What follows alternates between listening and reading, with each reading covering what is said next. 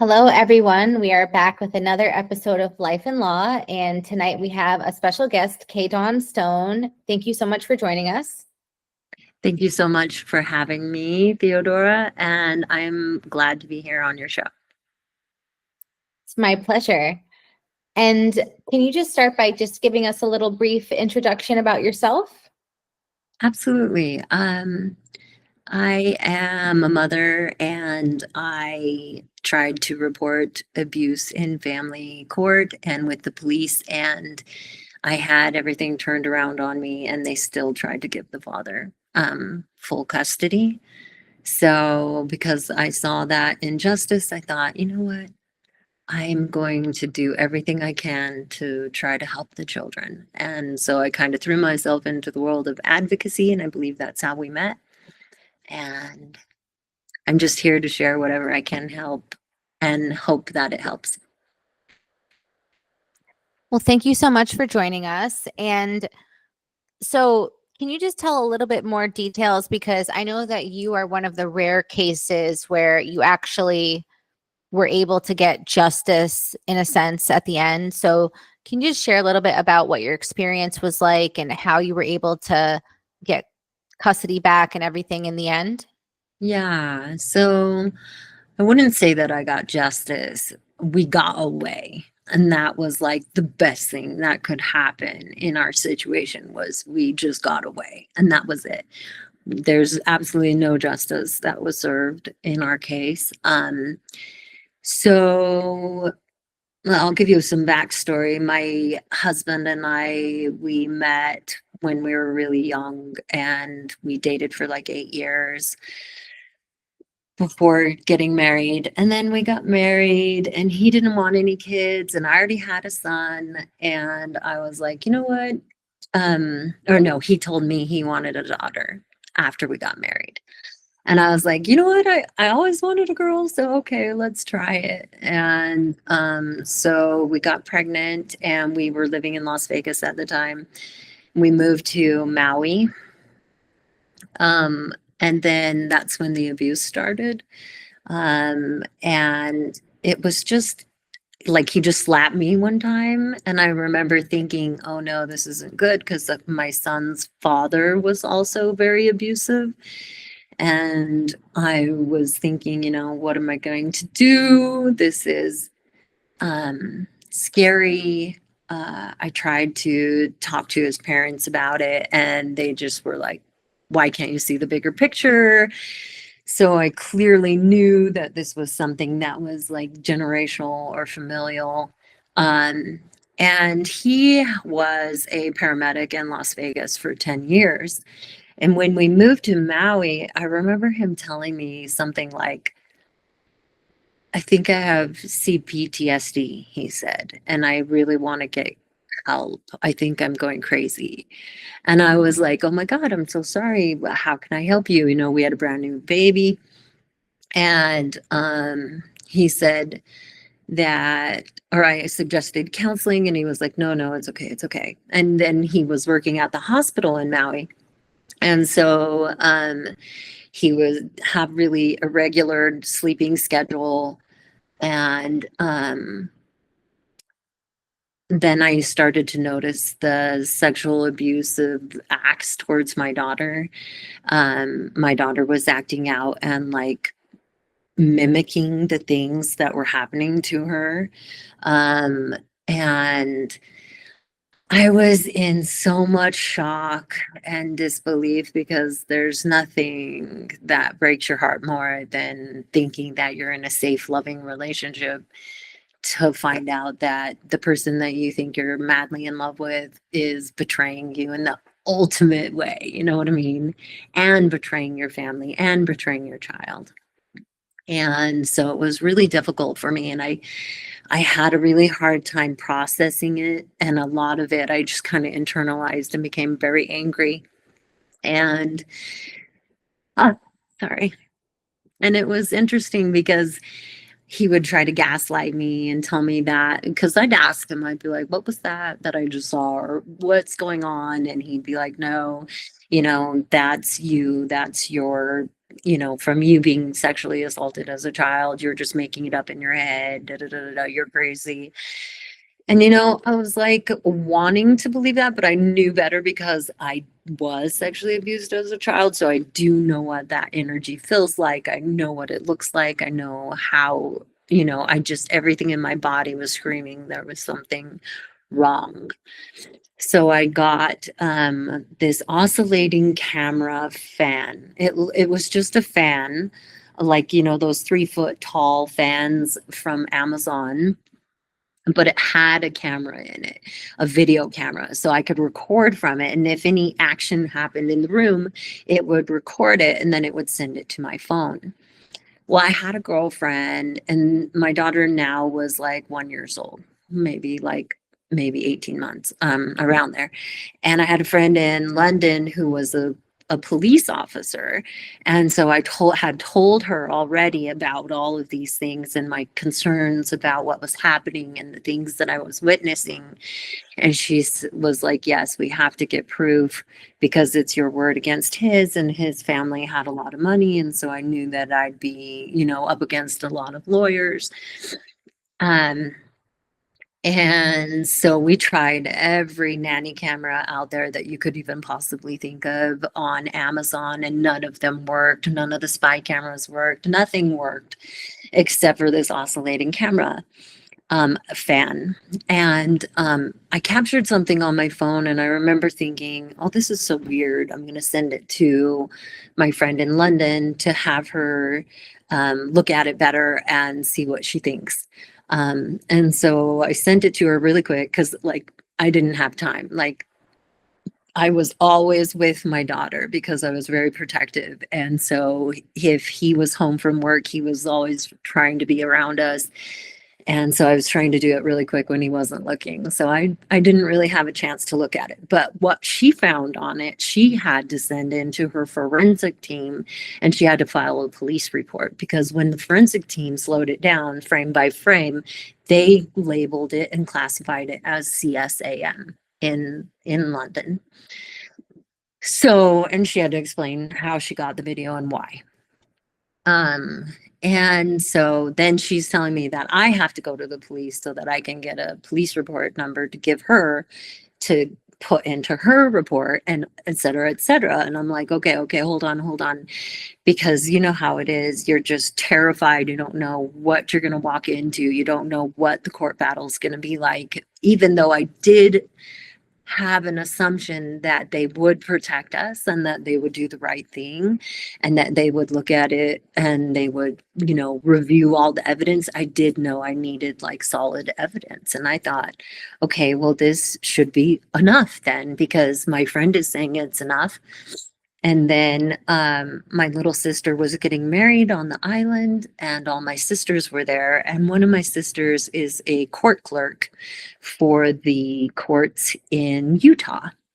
And I showed her the video, and she screamed and dropped the video, my phone, and was like, yes, you need to go right now, and I'll go with you to the police department. So she went with me to the police department, and we reported the crimes, and I gave them the video, and they reprimanded me for not coming sooner, and et cetera, et cetera. And then I was placed with a Detective Sergeant Satterfield. And he looked at everything, and he was really nice. He took I was the only one with a laptop. He took that in. He took my sisters and I's reports. He did everything he should have done. And then he was walking me somewhere, and we were alone in the elevator, just him and I and my daughter. And he said, "Where are you from?" And I said, "I'm from Utah." And he's like, "That's where your family is?" And I was like, "Yeah." He's like, "You need to move. You should go back there." And I was thinking, why would he say that? Is he trying to entrap me? Like, if I leave, isn't that kidnapping? That's what I was thinking. So I was like, that's weird. Okay. Why would he say that to me? So that's in the back of my mind. So then I'm going forward. The attorney general never contacts me. The district attorney never contacts me. Nobody ever contacts me about the video again, not even the detective. Then I go to court, and filled out this protective order, and I'm ready to submit it, or I submitted it to court. And then my ex's lawyer found me in one of the side rooms and served me papers for a divorce. So then when I walked into the court hearing, they said, well, this is going to be for a protective order. And he said, excuse me, we have a divorce too. So then it all got rolled into the divorce. So they never heard anything right away. And by the time we got to like the third or fourth hearing, I believe it was, and they finally wanted to start talking about the evidence and stuff like that, it was with Judge Lloyd Pullman. And I could just tell immediately that he was attracted to my ex, because he was like looking him up and down from the stand and like checking him out. And my lawyer, or his lawyer, and my ex were all laughing and joking and having a good time. And I'm sitting there thinking, hey, they're going to see the video and everything's going to be okay. They're going to see the video and everything's going to be okay. But then my ex's lawyer walks up with his phone to the judge and says, here's the video. And I said, excuse me, can't we watch it? Because I wasn't being represented at that time. I was like, can't we watch it on the TV here in the courtroom? And they were like, no, it doesn't work, or something like that. They gave me some excuse. And the judge picked it up for like 0.3 seconds, looked at it, and then put it down and was like, I don't see anything. I don't know what you're talking about. And then if there was anything, the district attorney or the attorney general would have acted on it now, and there isn't anything. So I'm going to award the father full custody. That's what he said immediately after looking at that. And I was like, what the hell? No, I was being represented that time. That time I did have a lawyer, and I thought she was like a bulldog. I thought she was going to go in there and like just be like, and like get her way. But when she got into the courtroom, she turned into a deer in the headlights and never said anything until that moment, until the judge said, we're going to give dad full custody because you keep bringing up creepy people. You say that there's creepy people or whatever, because I was saying that his dad was creepy and there were creepy things happening. And the judge threatened me, you can't use that word anymore. And if you ever bring up abuse again, I'm giving the father full custody. And my lawyer said that's not due process. And that judge just like glared at her like he wanted to burn holes through her body. And I'll tell you, shortly after that court hearing, she moved off island, because that's how cliquey and boys clubs, like how they act in the courtroom, is they act like it's literally a cult. If you don't follow what they all want to do, which is keep you in court the longest, and then you're in trouble. And so that's what they tried to do with me there. But thankfully, my lawyer thwarted that. But I fired her as well, because I was like, I hired you to fight for me. And then all of a sudden, the only thing you could say was that. I don't think so. And the judge had ordered that we do 50-50, because my lawyer said that. And so the day that I was supposed to drop her off, my daughter off for her first visit with her father, I just said to him, I said, you know what? I really miss you. I love you. I want us to be a family again. And let's just put this behind us.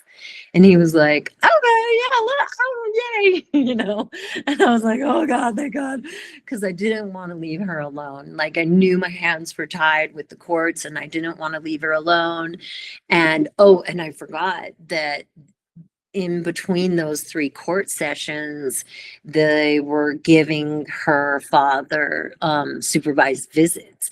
And during the supervised visits, my daughter did report that something happened. And when I went to the detective to tell him that, He took my daughter and put her in foster care. He took her away from me for reporting again. And it was at that point that like things started to feel like everybody was trying to push this on me, like it was all my fault that I brought up the abuse, that I was the crazy person. It was terrifying. I remember being in such a state of shock that after that court hearing that I went to there's like a Whole Foods on Maui, and I went there to get a smoothie, and then I ended up sitting in the parking lot shaking and throwing up for like 3 hours straight because my nervous system, my entire body went into shock because it finally hit me.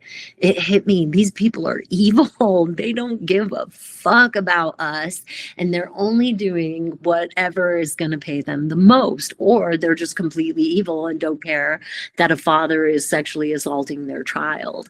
And to me, that was the scariest part, because I was like, holy shit, there are really evil people in the world.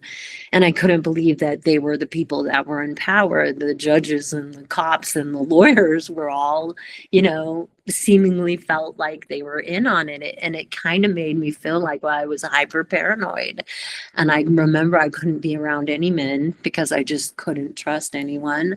And it was really damaging for my reputation. And nobody wanted to talk to me anymore. My family was mad at me. Like everybody was mad at me. And it exploded into this thing. And then when I went back to him, like everybody was just like, what the hell is going on? They had no clue, but I did not care. The only thing I cared about was that my daughter wouldn't be alone with him, because I had seen what was happening when I was there, and I was terrified to think of what could happen when I wasn't there. Um, and then So just he to became, just to sort of ask a question. So you yeah, said that when you went to go report the abuse, and this was in Hawaii, correct? correct, yeah. And so when they took your daughter and put her in foster care, was this like a unilateral decision that the detective made on his own, or was CPS involved in this decision? I'm not sure, but I do know that CPS was there. I want to say that it was his idea, because literally the next morning he called me and asked me if I wanted to recant my testimony. And I don't know if you've ever seen the movie. It's a documentary about how women who report sexual abuse often get told that like, we don't believe you, blah blah blah blah blah. And this ruse that these cops use is legal for them to use, and it's a tactic for them to shut the case without them having to do any work, And to so get how that long did case your off their daughter, back. and so Three how many days? days, only 3 days. 3 days? So get this. Okay. They took her, they allowed me to see her every single day, and have phone calls with the foster people, because like literally they did it illegally and they should have never have done that, and or taken her. He tried to get me to recant my story, which was part of the cops' ruse so they can close the docket and get it off their thing without it looking like they aren't doing their work, right? And he did get promoted because he's sergeant now, so fucker, he's been doing this to a lot of people. And it's interesting because so I was in the shelter with her, the women's domestic violence shelter there in Maui, and it was interesting because they kicked me out the same day because they were like, "Oh, your daughter's not with you. You can't be in here. Get out." And I was like, "Oh, okay," because how am I going to get her back if I don't have anywhere to be? And so I was looking for places that would rent me a room. And I finally found this man deep in the jungle of Walo, and he called himself the bush doctor. And he showed me his property. He had like this dome that he was renting out, like a yurt. And then at the end, he was like, just kind of looking at me, and I was like, "What do you do?" And he's like, "I do body work, massage, that kind of stuff." But he's spun it like he's more spiritual than that. You know what I mean? But for me, I was just like, okay, whatever. I do need a massage like that. Is there any way that you would work on me? I can give you whatever you need, like I am just dying because those 3 days I couldn't sleep, I couldn't eat. I was like a wreck. I was like, you know how it is when you're like extreme adrenaline and you're just like feel like your insides are ripping to shreds and all the angels in heaven are just bawling and wailing. It felt like that. And he was like, yeah, sure. So he works on me on this table on his deck patio, which overlooked like the ocean and the cliffs in Maui. And I thought he left. Or no, I thought he was still with me, working on me, and he had left. He had gone inside his home and was just like letting me sleep because I guess I fell asleep. But I had this dream where like a lightning bolt went through the top of my head and then it came out my hand and my foot, my right leg, my right foot. And then I had birthed my daughter again. And I somehow, during all of that vision or that dream, I just like released all this negativity and I woke up and I felt amazing. Like I felt amazing and like I didn't know how to like interpret what had happened in my dream, but I was telling him about it and my phone kept going. So I'm like, oh my gosh, I'm sorry. I got to see what this is. And it was literally CPS and they're like, come pick up your daughter. And I was Wow. like, oh, okay, well, I'm coming right now. I'm out in Nuevo, it's going to take me like 25, 30 minutes. I'll be right there. But then on my way to go get her, her dad calls and says, this is all your fault. This is all your fault. She was in there. No, no, no, no, no, no. Gaslight, gaslight, gaslight. And I was like, oh, whatever, whatever. And then he's like, my dad had to give the lawyer $30,000 and he went to the CPS manager and gave that to him and said that, I'm not abusive, so he can let my daughter go. And you got to go pick her up. And I was like, okay, whatever, whatever, whatever. So I went and picked her up and then that right after that we got back together and then he was jealous that we lived in somebody else's house and we had this really nice house and the people, so there were a lot of cops involved that took like different reports and stuff, and I guess one of them came into the ER where he was working and they were like, we totally don't believe you molested your daughter at all.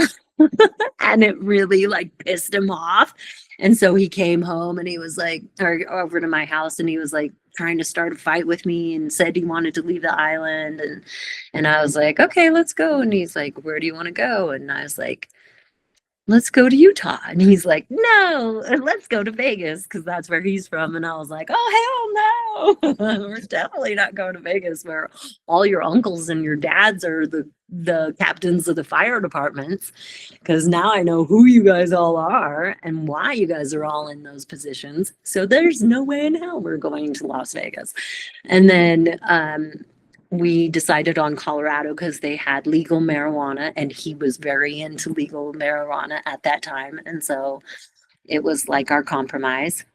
And it was close enough to Utah that I could just drive over to Utah and see my family because he used to work at the Air Force, like some sort of like military base in Colorado Springs. So I kept going and visiting my family. And then finally he was like, oh, why don't we move to Utah so you can be close to your family and Violet can be close to her cousins. And I was like, I love that idea. Good idea. But it took a whole year of living with him in Colorado.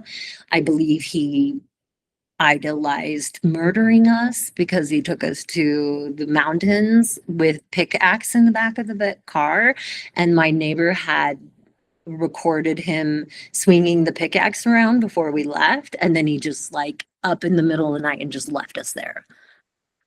And so you could tell there was a lot of like mental illness going on in his mind, and I'm thankful he didn't try to murder us that night. But left you then, like in the middle of the wilderness in the middle of the yeah, night yeah, and never came yeah, back to he get left. you?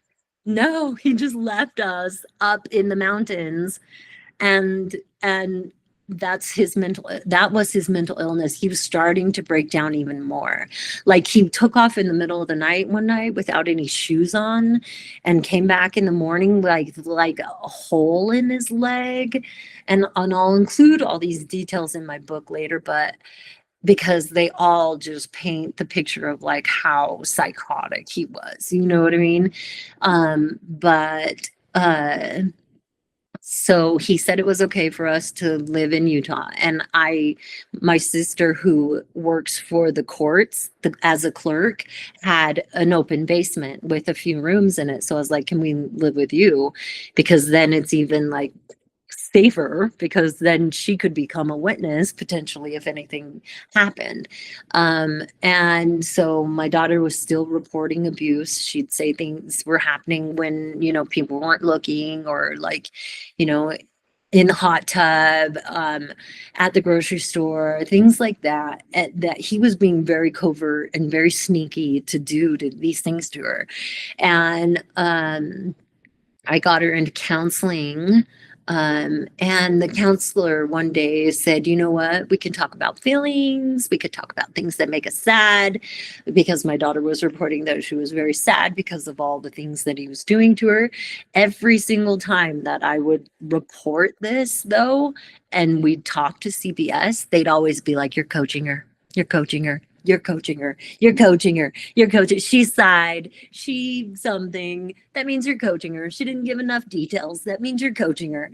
Like, and the process that the victims have to go through to actually even be heard was ridiculous, because I was asking questions, because we were at CJC, Children's Justice Center, where they like do the interview, the forensic interview, to see if she discloses. And I asked them, because every single time she would disclose, but because she was so young, she didn't give enough details to them. So I asked them, like, what do you mean? La, la, la, asking all these questions. And they said, well, we have a script and we have to read through it, and it takes us about a half hour to 45 minutes. And if the child doesn't disclose all of these details, X amount, they wouldn't tell me how many because they think I'm coaching, then that means that we have to dismiss it. And I'm like, what the fuck? Because she literally said, he did this, he did that, he did this, he did that. Those all should have been submitted as child abuse. Those all should have been taken as valid testimony. But just because she didn't continue to talk about all the details or anything else, like, they shut it down. So she loved her counselor, she loved her therapist. And one day her therapist was like, let's talk about emotions. So she started talking about it, and she just was like, blah, blah, blah, blah, blah, blah, and this happened, and blah, blah, blah, and it was over there, and my mom was doing this. And she started to include all the details into it. And the therapist was like recording the session, and then she was able to transcribe it. And then she was the one who reported it that time to CPS. Then that CPS worker came to our house, interviewed us, and then tried to contact her father. He wouldn't ever answer, or something like that. I can't remember. But he finally got him on the line, and he told both of us, he said, he did like a game with us. He said to me, he said, I'm not going to support you guys. I'm not going to support that this abuse is founded. And I was like, what do you mean? Like, how can that be? Like, she did everything, and and the counselor is witness, and and they have the transcripts and blah. And he was like, I'm sorry, I just can't. And I was like, okay, well, thank you. I gotta go. I gotta figure out what to do. And then he also called my ex, and I guess, because he called me back and told me all of this, I guess when he was telling my ex he wasn't going to support him and that he was going to support us, my ex started calling him like all these names, like racial slurs, and like hitting the phone into the wall, and like literally broke his own phone. And so he called me back and said, okay, I'm going to support you. And I was like, wait, what do you mean? You just called me and told me you aren't going to support me. What could have changed in the last 2 minutes? And then he told me what he did and how he had called my ex, and he's like, he's obviously the abuser, not you. And I was like, okay, well, I mean, I guess that works. We finally have somebody that will support us after reporting for 5, 6 years with multiple credible evidence, you know? And I was like, okay, whatever, let's just run with it. Okay. So then we were going to get a protective order, and Protective Mothers Revolution was writing my motions for me. And I got a limited scope lawyer, and it was in my sister's courtroom. So she was the clerk, and her dad, my ex tried to get it thrown to another judge because of this, but because she was only in charge of scheduling, it didn't technically interfere with anything. But I think it does help to have an in, because they really don't care about justice. They aren't basing this on what's the law, let's follow the law. It's all about who can we hook up. Oh, I'm gonna hook up my clerk because she does all my scheduling and takes care of everything for me, so I'm gonna hook up her little sister and let her do whatever she wants in this court hearing. And literally what we did is we propositioned my ex and said, if you terminate your parental rights, we will drop this protective order. Because remember, he's the medical field. He was almost like done with his nursing certification so that he could be around more children and helpless people in helpless situations. And he didn't want to lose all of that schooling and have to do construction or something, because he was literally thinking about it. That was like one of our conversations, was he was like, well, maybe I'll just do construction. I was like, yeah, that's perfect, because you watch porn all the time. You'll fit right in with all the rest of them. But no. And so he terminated his parental rights. And I'll never forget these 2 hearings ever in my entire life, because we had to go through the juvenile court for him to terminate his parental rights. And it was based on the grounds of abuse. So that came from that CPS report of domestic violence and child abuse. And he was like still on his, like, in his own world. Oh, I'm just doing this because if I don't, she won't stop calling CPS. Oh, and the judge literally was tapping him on the back, like, yeah, you're doing the right thing. You're doing the right thing, dude. Yeah, you'll get away scot-free. You won't have to ever go to jail. And, you know, you're doing the right thing. You'll find other children to hurt. Don't worry. It's going to be okay. Here's the back door. Goodbye. Goodbye. Have fun. We'll see you next time you try to destroy other people's lives. And then I was like so upset by that I was like, well, maybe I don't want to drop the protective order. And then the judge and the lawyers all just started blah, blah, blah, blah, blah, blah, like yelling at me and pressuring me and coercing me. And they were like, you have to, that's your word, this is what, blah, blah, blah. And I wished I would have just walked away at that moment and been like, no, I'm going to think about it, because I buckled, because I got what I wanted. And that was the only thing I really cared about, was protecting my daughter from having to be with her father in his presence ever again. And so I buckled and was like, okay, whatever, dropping it. We dissolved it. And then that was it. And the divorce finalized, and he's not supposed to reach out or anything, but he still harasses the crap out of us. But he didn't have any consequences at all. I mean, he doesn't even have to pay child support. So I don't think there's any justice at all. And was there any ever criminal charges, or did you ever No. try to?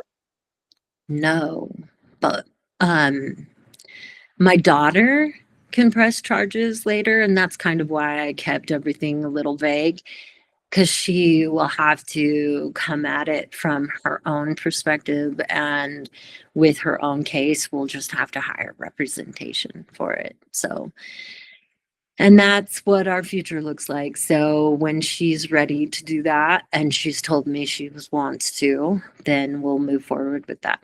But I And still don't so, think that any criminal charges will ever come from that. I know that the only thing that she could possibly get is monetary compensation, but that's it. And then just, closure that, yes, you did this to me, apologize, stop doing this to people. Hopefully something like that will happen. I'm not sure, but he'll never have any consequences for that other than financial.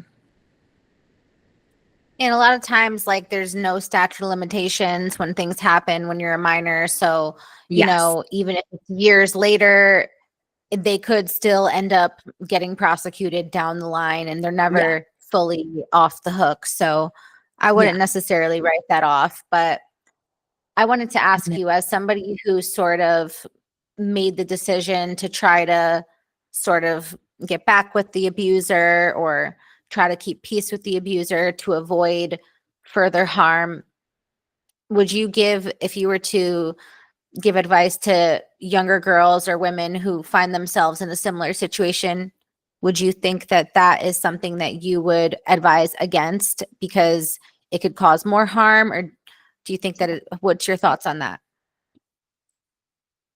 I can't give any like one set rule for everyone because every situation is different. I think the things that helped me the most to get through everything were to be open to any possibilities. And that was me being open to any possibility whatsoever.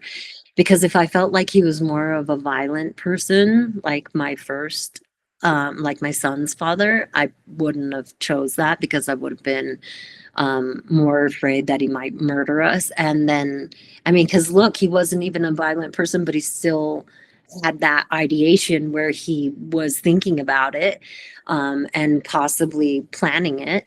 And then I just feel so bad because I know that in the courts, they're going to do whatever they want. They don't care about the Constitution. They don't care about our rights. They don't care about anything. They'll just collude and, you know, say whatever and commit perjury, do whatever, hide the evidence. They will do whatever they want to make those court hearings go whatever way they want. So, I mean, I'm okay with alternative ways as well, as long as you think them out really well.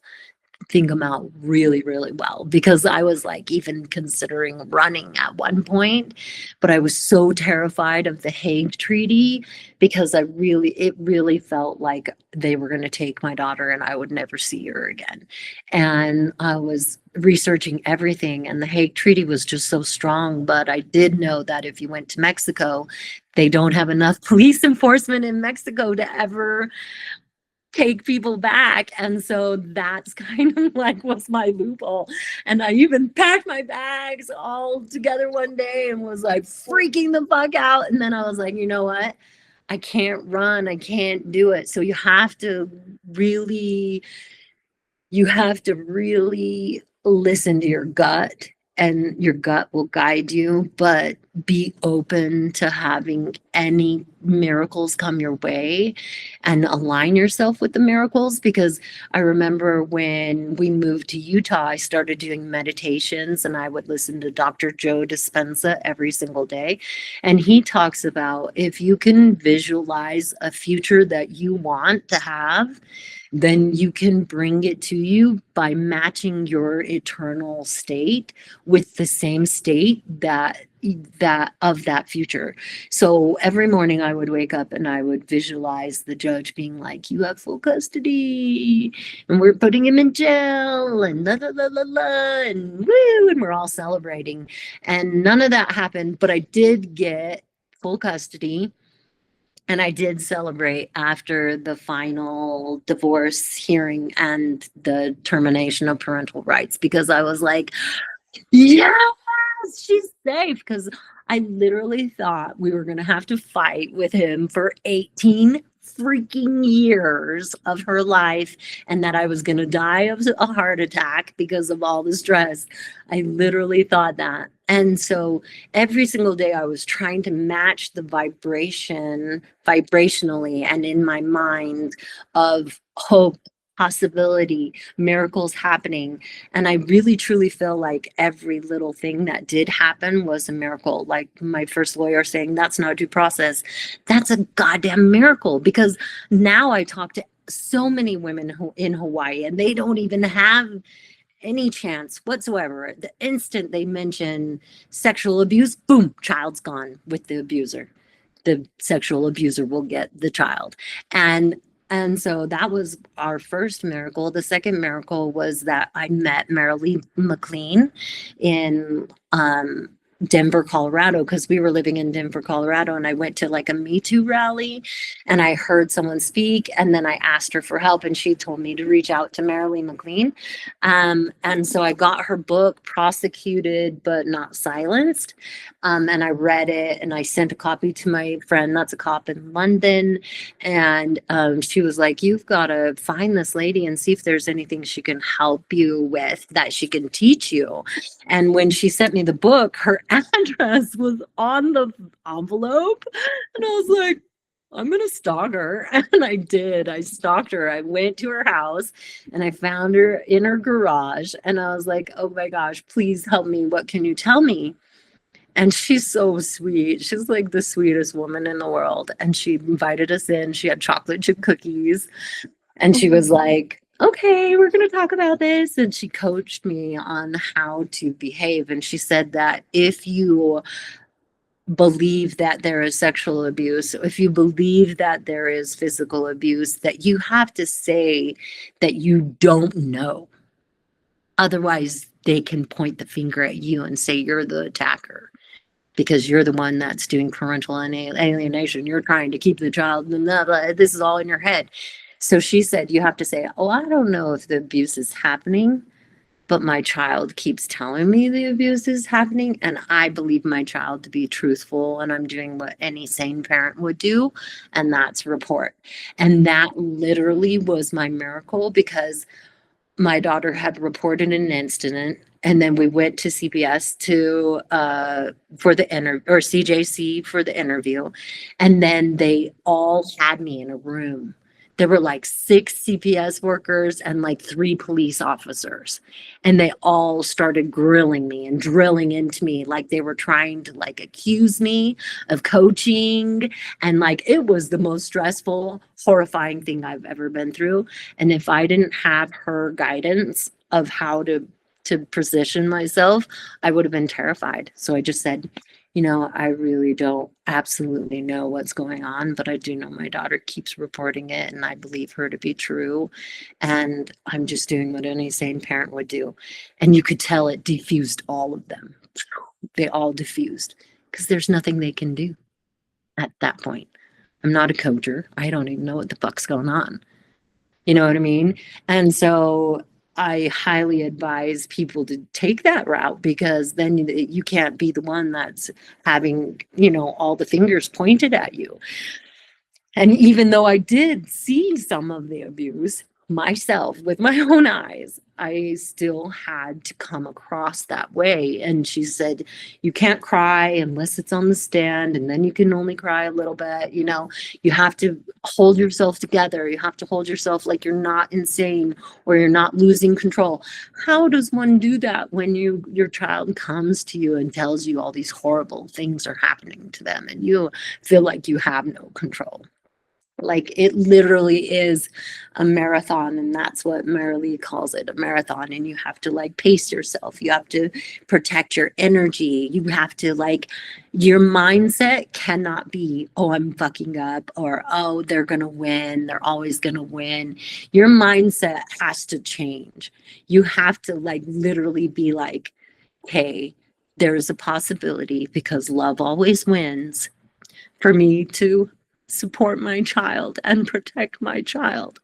And you have to always hold yourself with love and pay attention to your thoughts, because your thoughts can, I don't know how many people I've seen self-sabotage because they allow the dark thoughts to consume them and to drag them down. I was helping a girl whose daughter was saying that the dad was trafficking her, basically, you know, she didn't say those words, but the things she was describing, it was her father's trafficking her to like the military personnel, because he lives near a military base. And I tried coaching her and tried telling her, get your daughter into counseling, do all these things. And she just didn't have the mental capacity to hold on to hope. And she was spinning a negative thought pattern and lost all hope. And her daughter was taken from her, and she was very close to suicide. Um, she had to get on all kinds of, you know, medications and just all this stuff. And I'm telling you, you can eliminate all of that stuff just by keeping gratitude in your heart. So if like every day you can just wake up and be like, okay, I'm grateful to still be alive. I'm grateful that I'm still able to fight for my child. I'm grateful that and just keep yourself uplifted in every single way so that your energy vibration is still a match to winning. And I honestly believe that's why we won. That, and my sister was the judge's clerk. So Yeah. And you make like a really important point, which I think like a lot of women should consider if they ever do yeah. find themselves in a situation where their child comes to them and discloses something about, especially Yeah. about sexual abuse, because I wish that somebody would have told that to me. And the fact that there is even that we even as women have to think in our minds like, oh, we're going to be accused of coaching, we're going to be accused of lying, Yes. like that shouldn't even Yes. be the norm, but it is. And like so many women Yeah. are naive, and like you think like naturally as a mother, like the first thing you should do is call the police, call CPS, report it to the courts, ask for a restraining order. But when you do those things, nobody thinks that you're going to then have your child get placed with the abuser, have your child taken away from you for reporting abuse that happened in an outside of your care, in somebody Yeah. else's care, where that person should be penalized, not you for reporting it. Most women think that's the right thing to do. So you ask yourself, what is the right thing to do? And so it's like you said, like if your child is the one who is making the disclosure and they're saying XYZ happened, like you said, like these are important things to consider. Don't come in there saying, this is what happened. Say, I'm not sure, but however, my child Yeah. said this. I believe my child. My child has no reason to lie. And even Yeah. so, like even when the children make disclosures, clear disclosures in the forensic interviews, their first thing to do is say, well, the mother must have coached her. Well, we don't believe the child. And it's like, I Yeah. feel And like I've this whole talked to so many culture. professionals that say that there's telltales. Oh, the kid didn't want to talk to me. That means that they were coached. No. And it's interesting that there could be such a huge gap in the perception of the providers that are supposed to be taking care of us and us. So, for example, less than 2% of allegations are false, right? So, less than 2% of the time does somebody make a lie about abuse, right? And say, just make up that somebody abused somebody. Yet, everyone in the court system and therapy system believe that it's much higher for women to lie about abuse of their children just because they're trying to get custody. And that's only a perception that I've seen in family court. And the reason why I know is because my sister works for them. So as I was living with her and as I was going through all of this, I got to see what her perception of everything was. She knew that sexual abuse was wrong. That's why she wanted me to report it. But then as I was going through the whole court process, she was like, well, they're doing this because, most people lie. And I was like, that's not true. And then she'd be like, oh, well, even after he terminated his parental rights, she told me, she's like, well, he still is her father. He should still be a part of her life. And I was thinking, she never would have said that in her life. And just because she's been working at the courts, now she has that perception. That's really weird. So there's some kind of like dogma or, you know, cooler water talk, as you will, that these professionals have where they're bagging on women, saying that we are making these things up most of the time, which kind of helps give the judge a like out, because he's the one who's giving the custody to the abusers and saying all these women are lying. So it makes sense that that would be their culture, right? And it's interesting because one of the things Marilee McLean said is to record every day, voice recordings, so that I could get like possibly like a disclosure from my daughter. And I almost did one day. We had just left the grocery store and we were with her father, but her father had a different car. And then it had been like recording for 7 hours, the voice memo thing on my phone, the app. And my daughter said, I'm so sad. I'm so sad. I'm so sad. Please make him go away. Please make him go away. He touched me. And I said, where did he touch you? And I said, you mean like on your private parts? And because I said that, they said that was coaching too. So, my advice is, if a child comes to you, try to just nonchalantly put the voice memo on your phone without them seeing it. If you can. If you can't, just be present with them and say, I believe you. And I want you to keep saying what happened to you and keep speaking up about what happened to you to everybody, and tell them all the details, tell them how it made you feel, tell them, where you were at, if it was day or night, who else was there, what were other people doing, tell them everything, and keep telling people until somebody believes you. And I'm going to work hard to help you so that people will believe you. But if it's just me and you, or if it's just me telling your story, no one's going to believe me. But if both of us keep telling everybody, then it should be okay. And then just keep telling them that. And you can never ask them questions with answers in them. You have to only ask them, oh, what do you mean they touched you? You can only repeat what they said. So if she said something like, oh, well, we were at the hospital and we went to the table, then I could only say, okay, you were at the hospital and you went to the table? Okay, what next? Or what else? You can't really give them any answers, I guess, is what I'm trying to say, because then that will you can't say you can say like, oh, what happened at the table, but you can't say, oh, did they touch you on the table? Like, you can't use leading questions, because like they like to say, oh, it's so hard, especially with younger kids, because like a lot of times they need like you to clarify things, but people love to say like there's such a distinction between leading questions and coaching. Because like if you ask a so-called leading question, it could be an important question that gets a very important specific answer, but they try to say it's a leading question. So what? That doesn't mean the child is lying.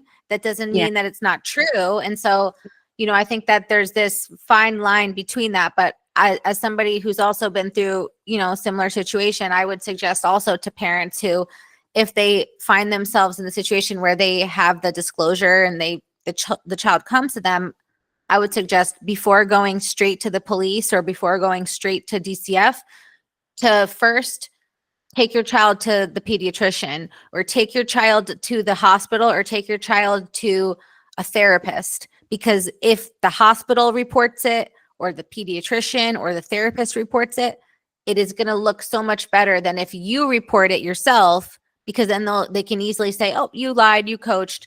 But when it's the medical professional making the report, a lot of times it's held with more merit in the court's eyes, in DCF. And that's why I truly believe in telling the kids, okay, I'm going to help you, but you have to keep telling everybody. You have to keep telling every adult that, that we talk to, what happened, so that we can find protection and so people will believe us. Yeah, which is so sad to try to tell a kid, no one's going to believe you unless you do it exactly like this.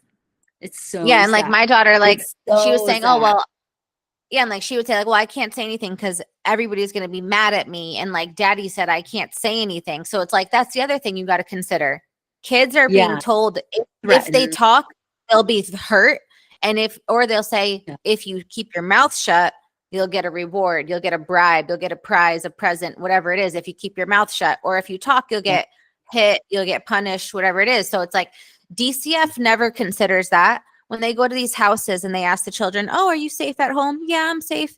Of course you're going to say that when your father or mother is right there hovering over your shoulder, and as soon as DCF leaves, you're going to never hear the end of it if you said something to them. So it's like, I think there's so many flaws in the system, but I think the best thing that people can try to do is to try to like educate themselves, like empower themselves, and like do what they can.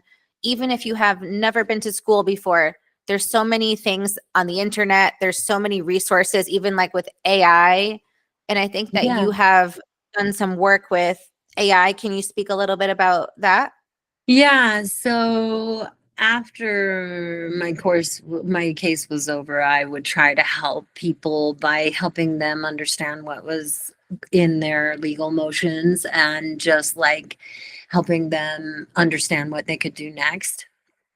And so I was using AI to help me with that. And I was like, oh, this is amazing. And then you can use a GPT and train a pre-trained transformer to act just like a lawyer. And it can like advise me on like how to, write these motions or what my legal arguments are, what violations are happening. It can help me organize my timeline. It can help me create evidence packets. It can help me prepare a speech in front of the judge, or help grill me so that I can practice my answers if I'm on the stand or anything like that.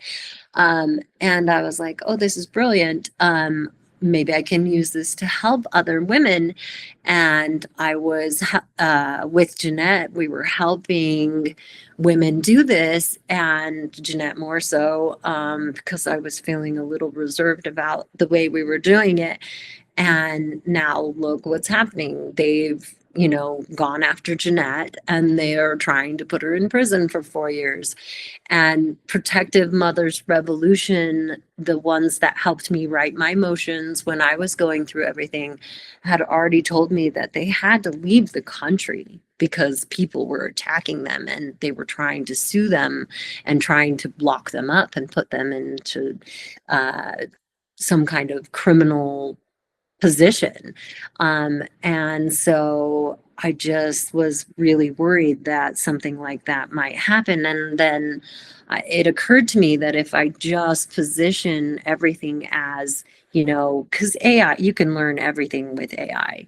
And if I just position myself as somebody who's giving somebody information on how to create a GPT, a generative pre-trained transformer, that they could, essentially use that as their guide, their advisor, their to write their motions and to set all of that up. Well, then I'm not teaching anyone legalese. I'm not teaching anyone anything about any legal matters at all.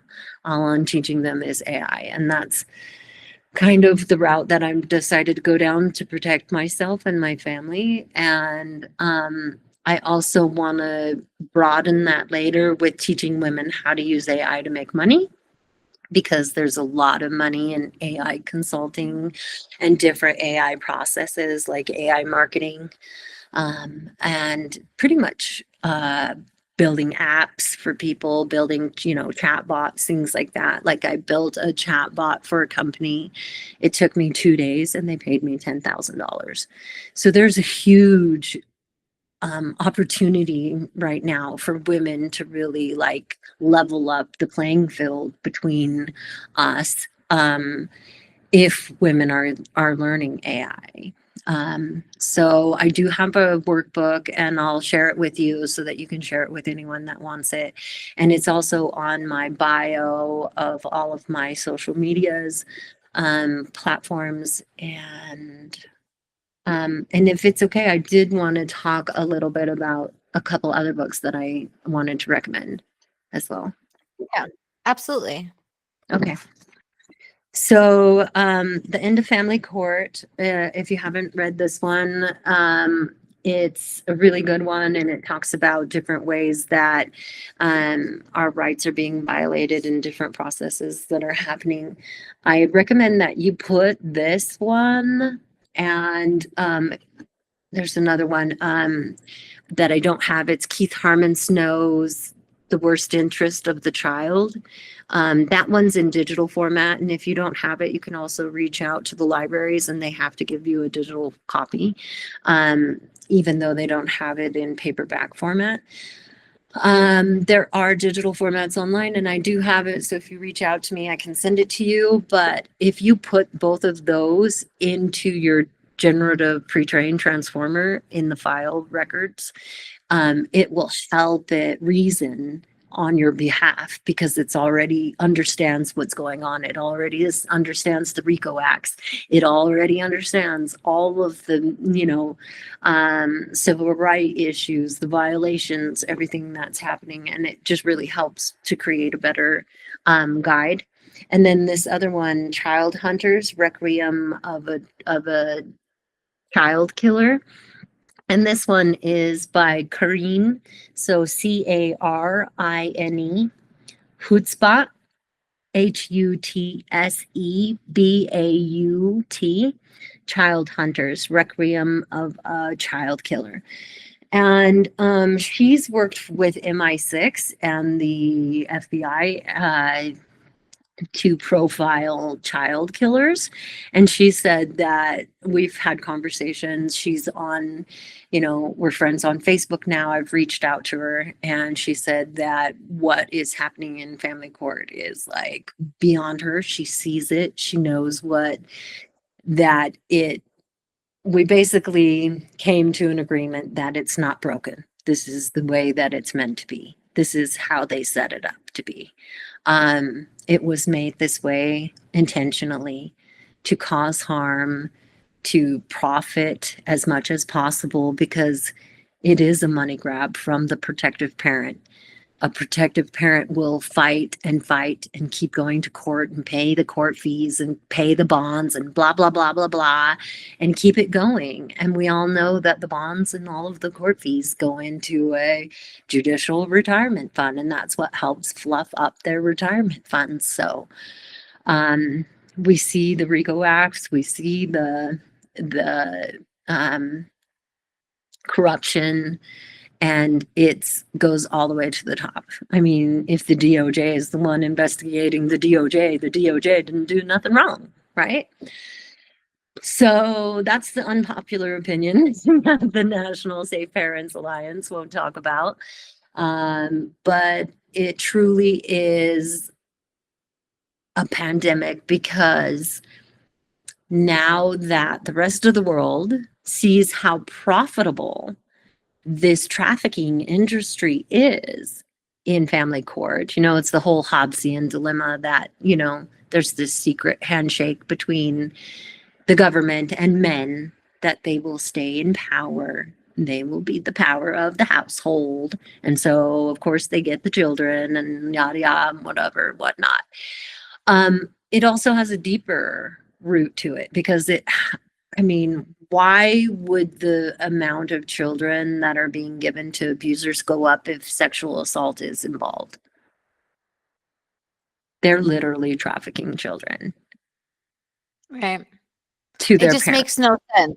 Like, Yeah. you would never in a million years think that would be related. But yet it's the number one, root cause of a custody transfer. Yeah, so www.centerforjudicialexcellence.org has the stats, and they have like a little pamphlet, and you can read the pamphlet, and it says that 85% of alleged abusers gain custody in family court. But then they have like another section on their website. I can't remember exactly where it is, but it talks about if CSA is reported, that number goes up to 98%. 98% of alleged sexual assault abusers on children are getting custody in the United States. That's a huge trafficking industry. And now that the world knows that, they're all mimicking it. So we've heard from Brazil, they're mimicking it. They've heard from the UK, they're mimicking it. Israel, every single country that I've talked to anyone in, they're mimicking it. Canada, et cetera, et cetera, et cetera. And another thing that we have to think about, like, why would they do that? Why would they do that? Okay, so those in power have stocks and investments in medical and pharmaceutical. So ACE's studies show that the more ACE points you have, or whatever, the more trauma that you have as a child, the more likely you are to be sick, mentally ill, need the hospital, need prescriptions, and need medical care when you're older. So we're the commodity, we're the product. They're making sick people so that they can treat it later. But there's also another level to that, right?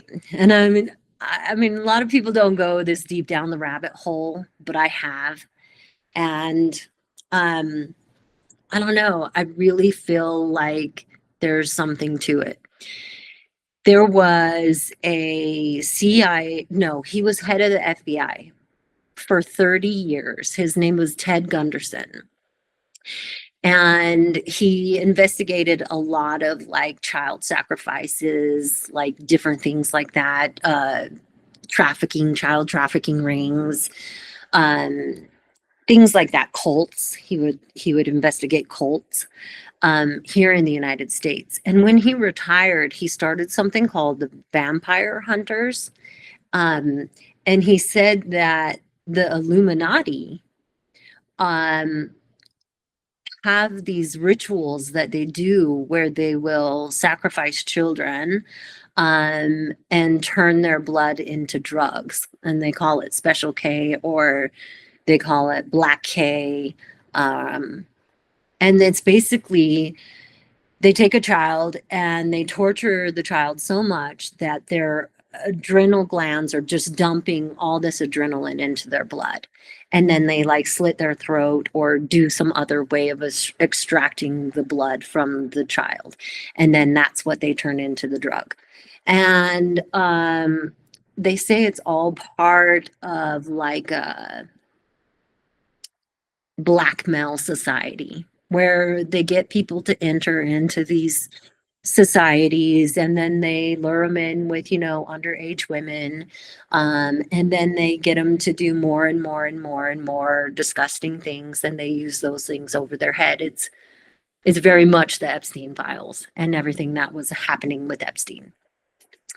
Well, taking another step further, Ted Gunderson was really worried that they were going to gain control of our government and create a coup in the United States. And there's been a lot of other talk about that as well with the book, Pawns in the Game.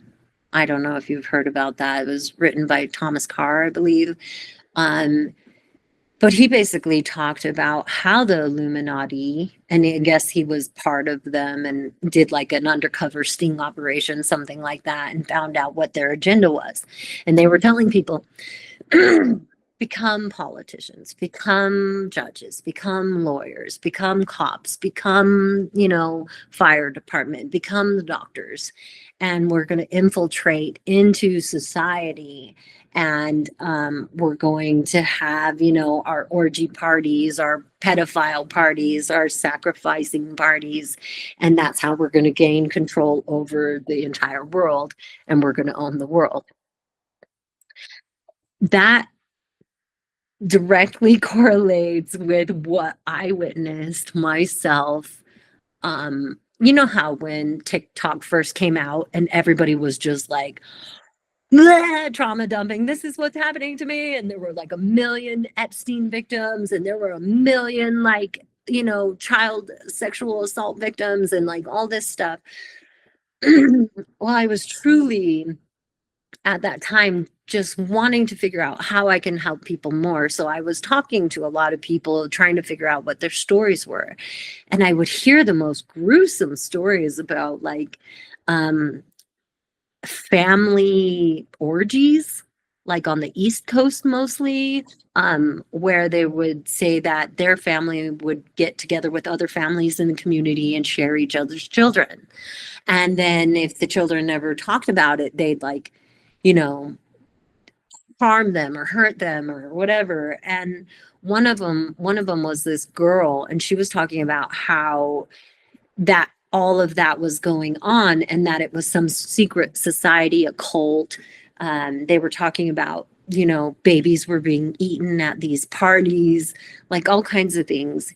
And one of the only men that I believed was truly a victim that I talked to, and I'm sure there's a lot of men victims. I just don't like to talk to men, so I don't really talk to them. But one that I did talk to, I really believed his story because he went through all those signs. He presented as somebody who was highly paranoid and scared and going through a lot of trauma. And he told me it just happened to be his wife who was the pedophile. And his wife was doing that to their sons. And she was a teacher and she was doing it at the school. And somehow everybody in this little town stepped up to protect the wife. And they all prosecuted him as like the most craziest person in the world. And I really believed him because I was like, oh my gosh, I could see his behaviors. You can't fake, oh my God, I think I'm going to die and people are after me. Paranoia after being traumatized. Like there's a certain way that people with CPTSD act, like they can't form sentences. They'll have like pauses in their speech. They'll look like they're literally traumatized and like they just walked out of a horror movie or something. So where I was going with all of that is that I believe that's why our government has been acting this way from inception. So family court hasn't always been around. I believe it's only been around since like the 70s. And we all know that Richard Gardner was the #1 leading psychologist in the 70s, and that he was a pedophile and he was pushing the pedophile propaganda to the world, and that women are all liars and we're just hysterical and pedophilia is fine and blah, blah, blah, blah, blah. And he was our leading psychologist in the world for children in the in the United States. So that really shows a lot of what's going on. And then I did a deep dive into MK Ultra and like all their findings. And then so it makes sense that if they wanted to create a population where everybody was sick and needed support from them, that they could provide all of that support and it'd be never ending, right? And so that's also another reason that I think that our government is under a coup, is because so many of the actors in our government are ignoring evidence, or they're committing perjury, or they really just don't have the best interest of the child in heart. And I think that we've all been screaming at the top of our lungs, but I truly feel like we're being silenced. Anyone who is a victim seems to get penalized or shadow banned or blocked on social media, and that doesn't allow them to share what is going on with them or anything like that. And so everything just keeps pointing to the top of the rung of the ladder. And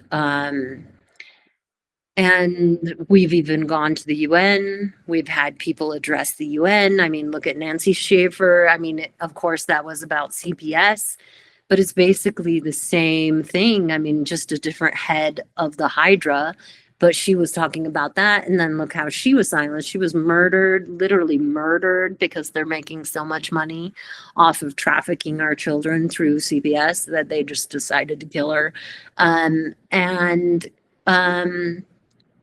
we all know that money talks and bullshit walks, because that's just, we've made our entire government into this cesspool of like weirdos. And why is it a question of whether or not our president is pedophile? And it feels like it's been like that for the last, few presidents.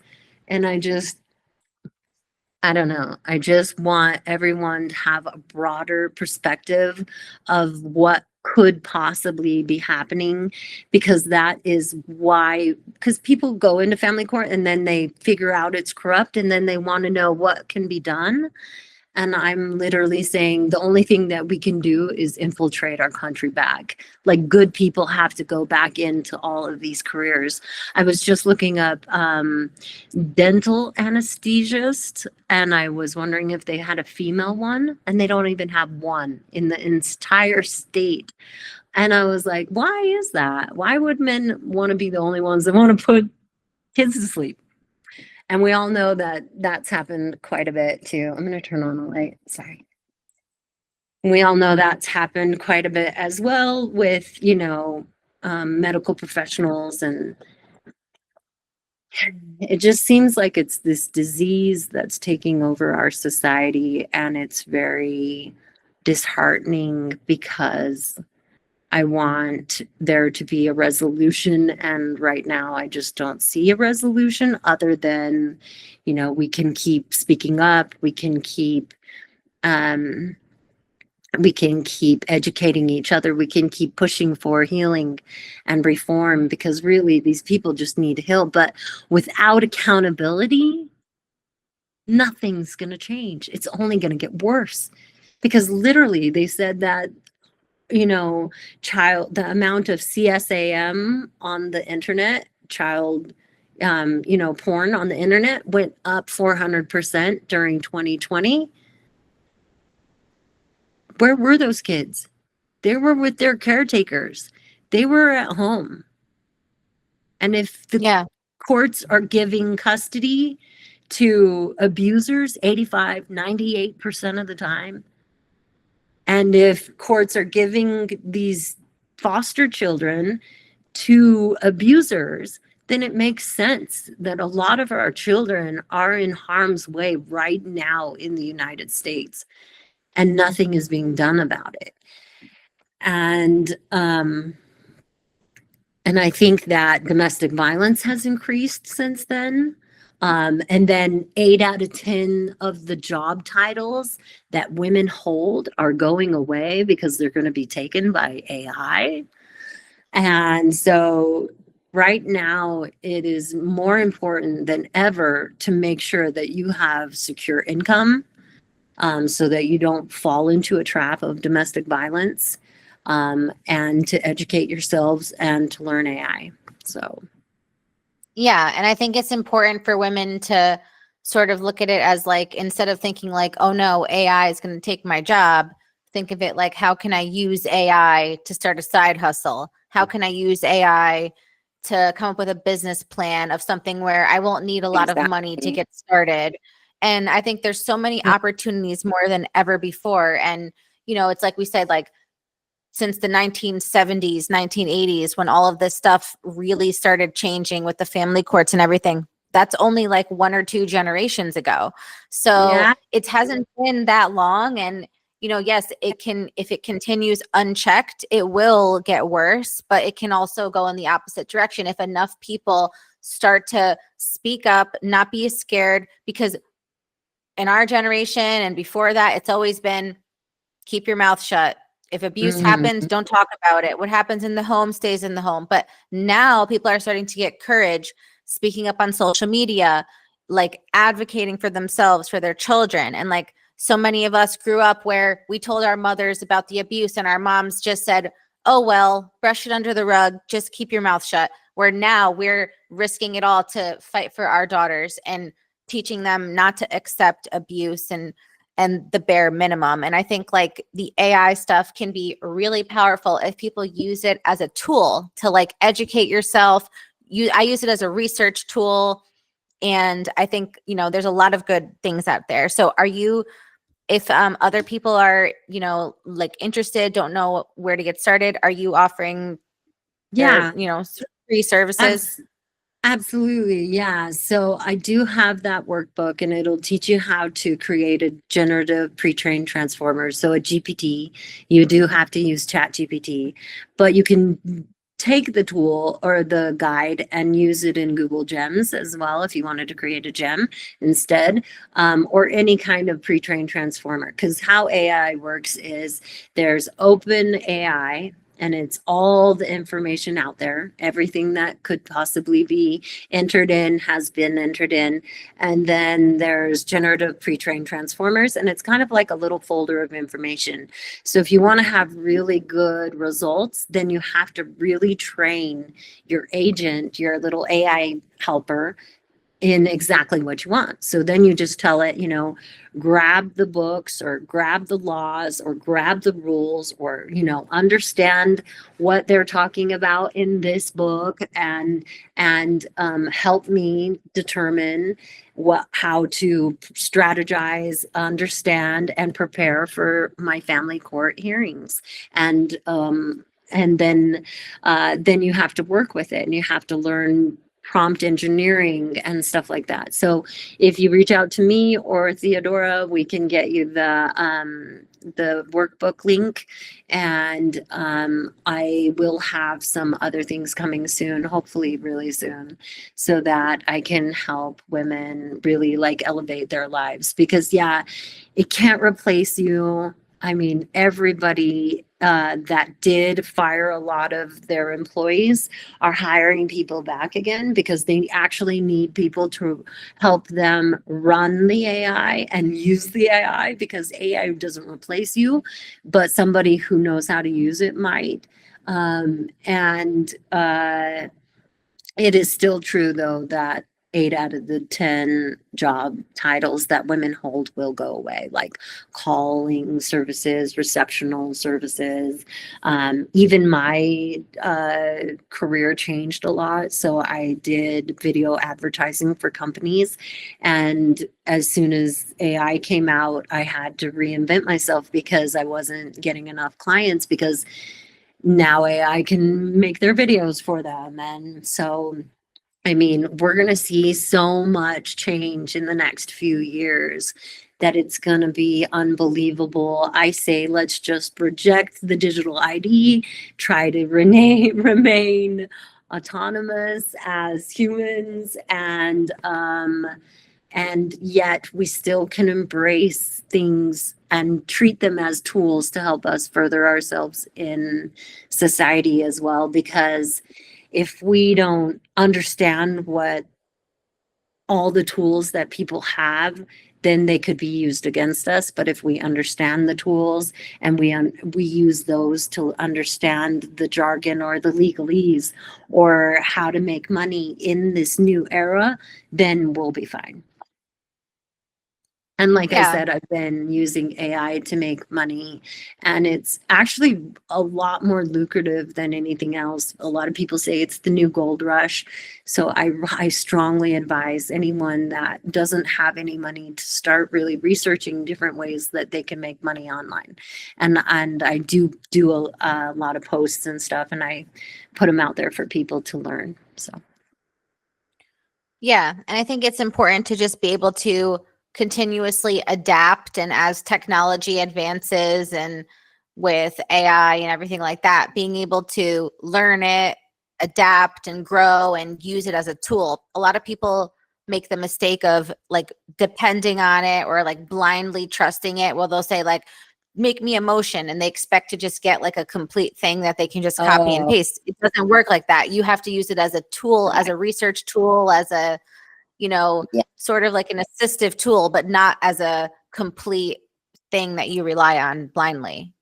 Exactly. And I'll tell you, if you just went into a free version of ChatGPT and started to try to write a motion, it's just going to get you writing in circles. And you're going to be writing in circles and circles and circles and circles.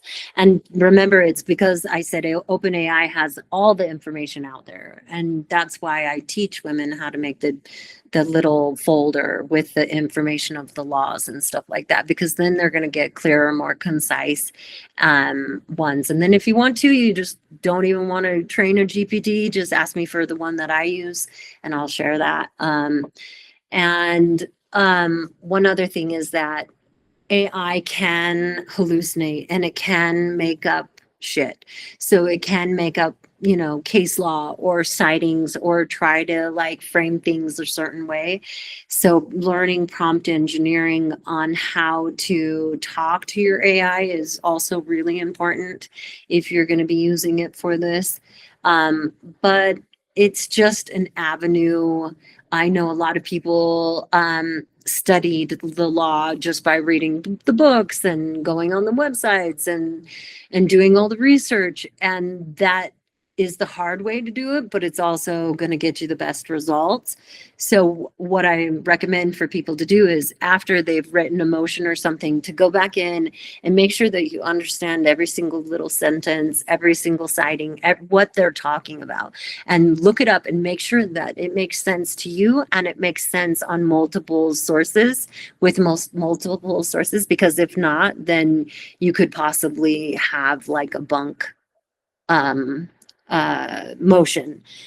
But I've been using it and I've been doing that, and so far so good. I don't know if in the future they're going to try to ban it because it's so effective, but if you're, learning how to do it yourself and you hire limited scope attorney. So what that means is like you write all the motions, you do all the research, you do everything, and then you just hire a lawyer to show up like maybe an hour before your court hearing, and you send them the paper and they just read it in that hour, and you give them a quick debriefing, and they're just your talking head in court. You know what I mean?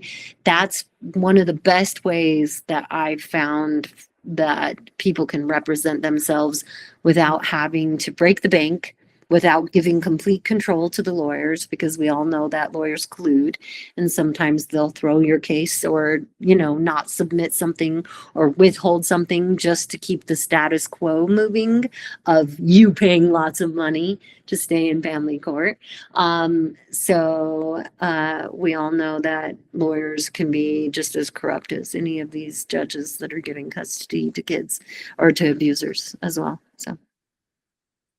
Absolutely.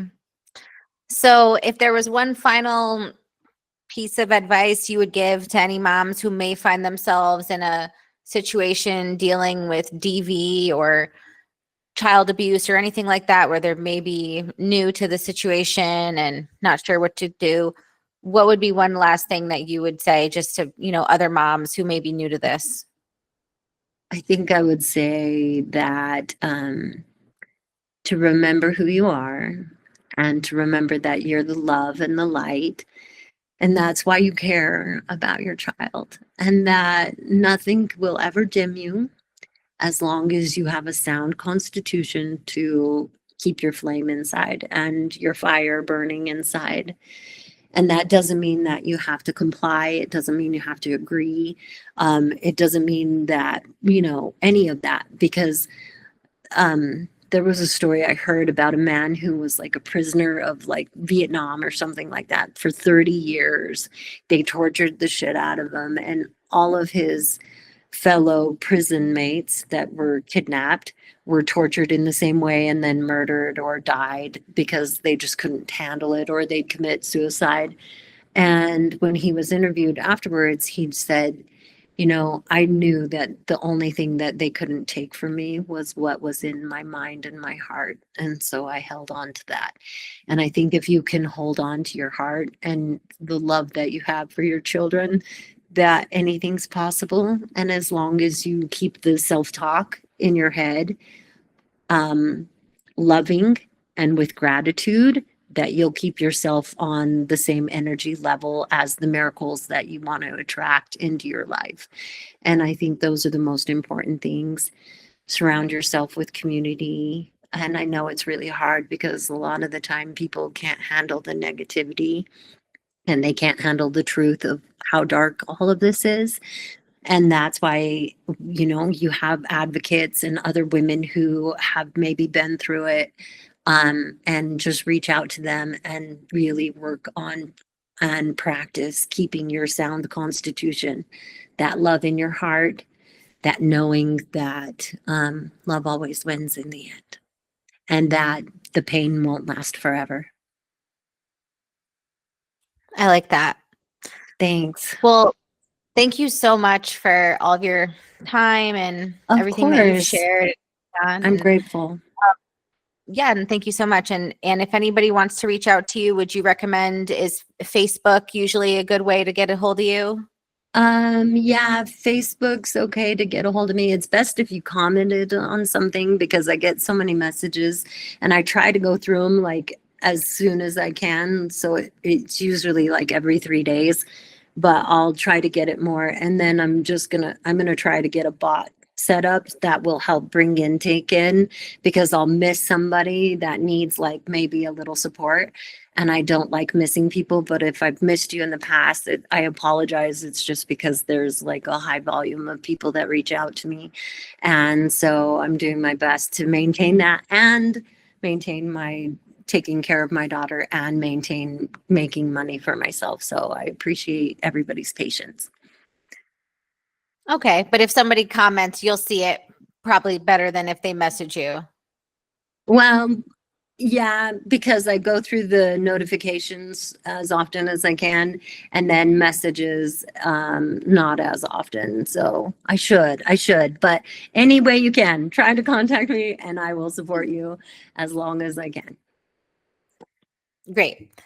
Well, thank you so much. And I Thank look you. forward to, collaborating with you in the future. Yeah, And thank you again for sharing everything with us. This is really great conversation. absolutely. We're stronger together and we can do this. Definitely. Yeah. Have Well, a good take night, care. everybody. Great. And we'll talk soon. Okay, thank you. Okay. Thank you so much.